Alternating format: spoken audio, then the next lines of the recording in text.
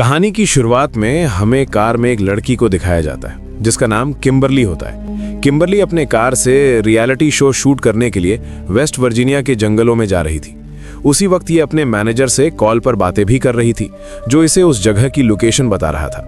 कुछ दूर आगे जाने के बाद उसके सामने दो रास्ते पड़ जाते हैं, जिससे वो कंफ्यूज्ड हो जाती है कि उसे अब किस रास्ते से जाना है। लेकिन मैनेजर उसे दिए हुए पेपर के जरिए एक फैक्ट्री वाले रास्ते पर चलने को कहता है, जिससे वो उसी रास्ते से होता हुआ जाने लगती है।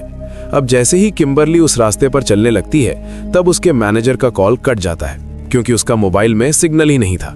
कि तभी अचानक से कोई आदमी उसके गाड़ी से जोर से टकराता है। किम्बरली काफी घबरा जाती है और गाड़ी से उतरकर उस आदमी को देखने जाती है। किम्बरली साथ में प्रेयर कर रही होती है, काश वो मरा ना हो, और उसकी प्रेयर सफल भी होती है। वो आदमी मरा नहीं होता, उसकी सांसें चल रही थी। लेकिन जैसे ही किम्बरली उसके पास जाती है, तभी वो इंसान उसे झपटकर काट लेता है और वो आदमी उसकी होंठ को कच्चा चबा जाता है। किम्बरली दर्द से तड़प रही थी और वो वहां से भागने की कोशिश करती है, लेकिन तभी एक और आदमी आकर उसके सामने खड़ा हो जाता है और उसे पकड़ लेता है।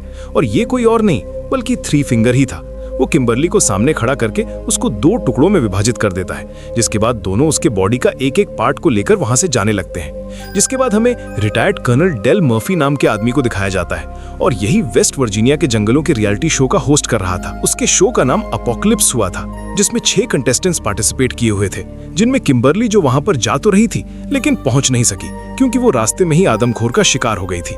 यहाँ पर हम एक माइकल नाम के लड़के को देखते हैं, जो इस शो को डील कर रहा था और वहीं इस शो का डायरेक्टर था। सभी लोग अब शूटिंग के लिए रेडी तो हो जाते हैं, लेकिन किम्बरली वहां पर नहीं थी, जिस पर माइकल सभी लोगों से कहते हुए डिसाइड करता है कि हम सभी लोग उसके बगैर ही इस शो को शूट करेंगे। और वो इस शो को दूसरे प्रोड्यूसर मारा को कहता है कि वो 6th कंटेस्टेंट बन जाए, और वो जल्दी से हाँ भी कर देती है। अब ये सभी पूरे जंगल में कैमरा फिट कर देते हैं ताकि सभी लोगों पर नजर रख सके, और साथ साथ वो पार्टिसिपेंट के ऊपर भी एक कैमरा लगा देते हैं। जिसके बाद शूटिंग स्टार्ट हो जाती है। डेल लोगों को अजीबोगरीब टास्क दे देता है कि उन्हें जंगल में जाकर खाना ढूंढना है। वो उन सभी लोगों को एक एक टीम में डिवाइड कर देता है, और जो इनका शो के रूल्स होते हैं वो उन्हें बता दिए जाते हैं। जिसके बाद शो को स्टार्ट कर दिया जाता है। अब यहाँ पर जो इन्होंने आरवी में कैमरा लगाया था, उस फुटेज में हम नील को देखते हैं, जो उस समय वो टॉयलेट कर रहा होता है, कि तभी अचानक पीछे से थ्री फिंगर आता है और नील का गला काटकर उसे मौत की नींद सुला देता है। यहाँ पर हम डेल को देखते हैं, जो जंगल में अपने गेम को सेटअप कर रहा होता है, और जब वो अपने गाड़ी पर बैठता है तब वो देखता है कि किसी ने एक तीर से उसकी गाड़ी को पंक्चर कर दिया था, और उस पर भी कोई अपने तीर से वार करना शुरू कर देता है। लेकिन किसी भी तरह वो खुद को बचाता है और भागकर एक पेड़ के पीछे छुप जाता है।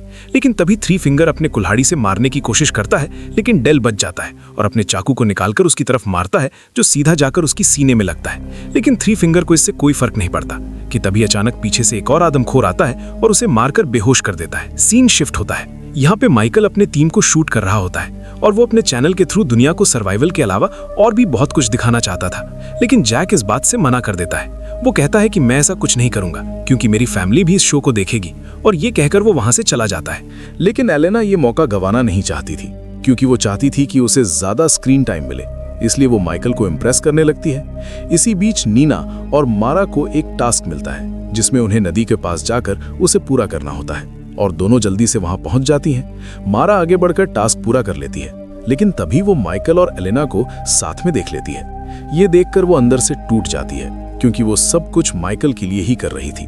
वो रोने लगती है और नीना उसे संभालती है। इसके बाद नीना वहां से निकलना चाहती है, और रास्ते में उसे एक घर नजर आता है कॉल करने के लिए।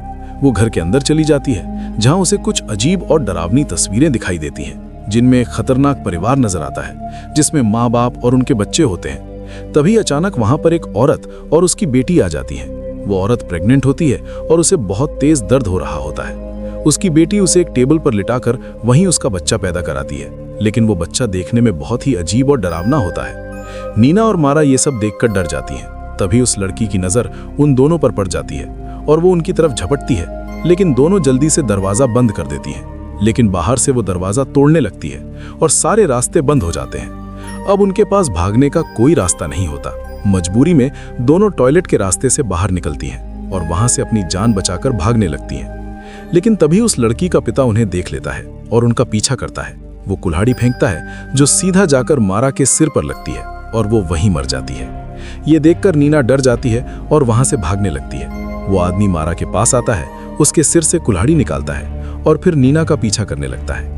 नीना छुपने की कोशिश करती है, तभी उस म्यूटेंट की माँ ट्रक लेकर वहां पहुंचती है और वे लोग मारा की लाश को ट्रक के ऊपर बांध देते हैं। वो उसके उंगली को खाकर फेंक देती है और वो उंगली सीधा जाकर नीना के पास गिरती है। नीना ये देखकर अपने आप को बहुत संभालती है और जब वो दोनों वहां से चले जाते हैं तब नीना भी वहां से भाग जाती है। माइकल वहां से निकलकर हावी की तरफ चल जाता है और एलेना को वहीं पर छोड़ देता है। म्यूटेंट ब्रदर छुपकर काफी समय से उन दोनों को देख रहा था कि तभी वहां पर उसकी बहन भी आ जाती है और उसे ऐसा करते हुए देखकर जेलस होती है और उसे मारने लगती है। एलेना वहां से भागने की कोशिश करती है कि तभी उसकी बहन एक चाकू लेकर उसके पीछे पड़ जाती है। वो अपने चाकू से काफी ज्यादा जख्मी कर देती है और वो उस पर इतना ज्यादा वार करती है कि वो वहीं पर अपना दम तोड़ देती है। अगले सीन में डेल को जब होश आता है तब वो देखता है कि किसी ने उसे उल्टा लटका दिया होता है। थ्री फिंगर उसके सामने खड़ा होकर नील को काटकर अपनी डिनर की तैयारी कर रहा था कि तभी पति पत्नी भी वहां पर अपने ट्रक को लेकर आ जाते हैं और वो अपने मारा की डेड बॉडी को वहां पर रखकर चले जाते हैं। अब यहाँ पर थ्री फिंगर डेल को मारने ही वाला था कि तभी डेल उस पर वार करके खुद को आजाद कर लेता है। डेल क्योंकि काफी ताकतवर और बहादुर सोल्जर भी था इसलिए वो थ्री फिंगर से मुकाबला करता है और दोनों आपस में ही लड़ रहे थे। लास्ट में डेल उसकी गन को छीनकर उसे ही उड़ा देता है। यहाँ पर माइकल अपने वैन में आता है और वो अपने सभी कैमरा को चेक करने लगता है, लेकिन तभी अचानक से वैन खुद चलने लगती है। माइकल को लगता है कि शायद नील उस वैन को चला रहा है, लेकिन हम देखते हैं कि उस वैन में दोनों म्यूटेंट पति पत्नी थे जो उस वैन को चला रहे थे, जिसके बाद वो माइकल को पकड़कर उसे बहुत ही बुरी तरह से मारने लगते हैं। दूसरी सीन में जैक, एम्बर और जॉन सब बहुत ही मजे से बारबेक्यू एंजॉय कर रहे थे कि तभी वहां पर नीना भी आ जाती है और वो काफी डरी हुई थी, जिसके बाद वो सब कुछ उन लोगों को बता देती है और कहती है कि हमें यहाँ से जितना जल्दी हो सके निकल जाना चाहिए। जॉन्सी को लगता है कि शायद ये भी इस शो का ही एक पार्ट है, इसलिए इसे ये एक्टिंग लग रहा था कि तभी अचानक एम्बर की नजर उस बारबेक्यू पर जाती है जिसे वो काफी समय से खा रहे थे। जब वो सभी देखते हैं कि उसके ऊपर किम्बर्ली का टैटू बना हुआ है तो वो काफी हदाद जाते हैं, क्योंकि उन्हें अब पता चल चुका है कि वो सभी अभी तक किम्बर्ली की टांग को खा रहे थे। ये देखकर सभी वहां से भागने लगते हैं। वो दौड़कर अपने वैन की तरफ आते हैं, लेकिन वहां पर उन्हें कुछ भी नजर नहीं आता, जिसके बाद वो सभी डिसाइड करते हैं कि अगर हमें अपनी जान बचानी है तो उन्हें पेपर मिल की तरफ भागना होगा। डेल को भी वो घर मिल जाता है और उस घर में उसे मेनार्ड नाम के आदमी मिलता है। मेनार्ड मूवी के फर्स्ट पार्ट में गैस स्टेशन का मालिक होता है, जिसके बाद मेनार्ड वहां और इन म्यूट्स के बारे में बताता है। वो उसे बताता है कि ये म्यूट्स इन ब्रीडिंग और पेपर मिल से निकलने वाले केमिकल वेस्ट की ही पैदावार है। और जैसे ही उसे पता चलता है कि डेल ने उसे मार दिया है तब मेनार्ड डेल पर अटैक कर देता है और उससे कहने लगता है कि थ्री फिंगर मेरा बेटा था। डेल वहां पर पड़े एक डायनामाइट को उठाकर मेनार्ड के पीछे लगा देता है, जिससे एक बहुत बड़ा ब्लास्ट हो जाता है और उसकी बॉडी तहस नहस हो जाती है। इसके बाद डेल उन सभी म्यूट से लड़ने की तैयारी करने लगता है। यहाँ पर ये चारों पेपर मिल को ढूंढ रहे थे कि तभी जंगल से उन्हें किसी के चिल्लाने की आवाजें आती हैं और वो भाई बहन थे और उन सभी को देखकर दोनों उनके पीछे पड़ जाते हैं। नीना इन तीनों को छोड़कर वहां से भाग जाती है। वो तीनों उनका मुकाबला करता है। वो सभी उनसे लड़कर उन्हें काफी ज्यादा मारते हैं और वहां से भाग जाते हैं। यहाँ पर नीना भागते भागते एक गड्ढे में गिर जाती है। वो बाहर निकलने की बहुत कोशिश करती है, लेकिन वो ऐसा नहीं कर पाती और वहीं पर फंस जाती है। नीना एक सेल्फिश लड़की थी। वो सभी को मुसीबत में छोड़कर भाग जाती थी, लेकिन फिर भी जैक उसे ढूंढने का फैसला करता है। एम्बर और जॉन्सी को कहता है कि तुम दोनों मिल की तरफ चले जाओ, हम दोनों वहीं पर मिलेंगे, और खुद वो नीना को ढूंढने चला जाता है। जिसके बाद नीना की चीख से वो उसे ढूंढ लेता है और उसे बाहर निकालने लगता है, लेकिन उसे बचाते हुए उसके शोल्डर में मोच आ जाती है। जब इन्हें वहां पर ट्रक की आवाज सुनाई देती है तब वो वहां से भागने लगते हैं। भागते भागते वो एक झरने के पास चले जाते हैं कि तभी वहां पर उसकी बहन भी आ जाती है और उन्हें देख लेती है और उन पर गोलियां चलाना शुरू कर देती है। ये देखते हुए दोनों रिवर में ही कूद जाते हैं।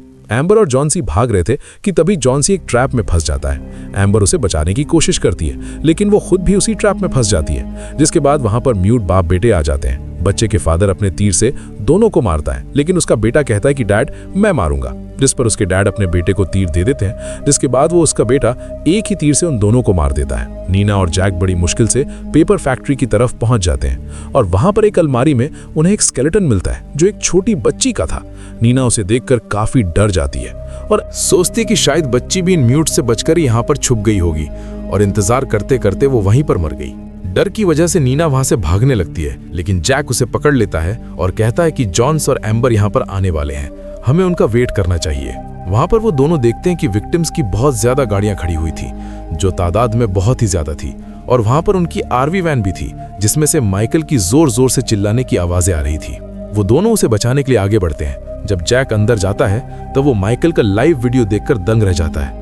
वहां पर बच्चे की माँ यानी वो म्यूट माइकल को बहुत ही बुरी तरह से मार देती है। यहाँ पे जैक को पता चल जाता है कि ये उनके लिए बिछाया गया ट्रैप है, जो इनमें फंस जाते हैं और वो दोनों उन दोनों को भी पकड़ लेते हैं। नीना जब होश में आती तब वो देखती है किसी ने उसे डाइनिंग टेबल के साथ बांधा हुआ है और जैक को भी सामने लटकाया हुआ है। कुछ देर के बाद उस फैमिली की डिनर का टाइम होता है। डिनर करने से पहले वे सभी प्रेयर करते हैं।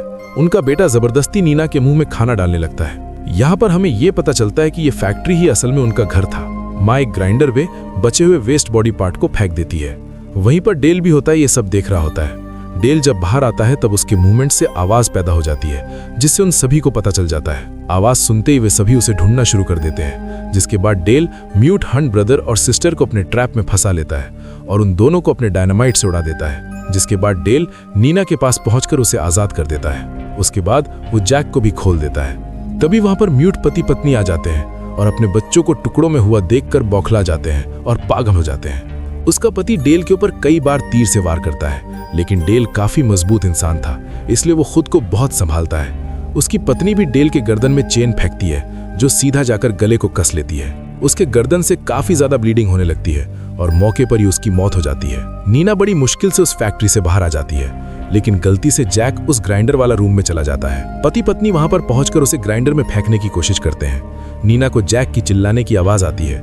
वो चीखने लगता है और अब वो उसके हेल्प के लिए जाती है और वो उसके गर्दन पर बाइट करके उसका मांस निकाल लेती है और जैक मारते हुए उसके पति को ग्राइंडर में धकेलने की कोशिश करता है, जिससे उसका एक हाथ कट जाता है। कि तभी उसकी पत्नी वहां पर आकर उसे बाहर निकाल लेती है। कि तभी नीना एक लिवर को खींच देती है, जिससे से एक बड़ी सी पेड़ की लकड़ी उनसे टकराता है और उन दोनों को ग्राइंडर में फेंक देता है, जिससे उनका बॉडी के चिथड़े हो जाते हैं। जिसके बाद नीना और जैक एक कार में बैठकर वहां से चले जाते हैं। लास्ट सीन में हम देखते हैं कि थ्री फिंगर अभी मरा नहीं होता, वो जिंदा था, जो कि डिफॉर्म बच्चे को फीड कर रहा होता है, वो भी मारा के फिंगर से, जो दिखने में काफी अजीब लग रहा था।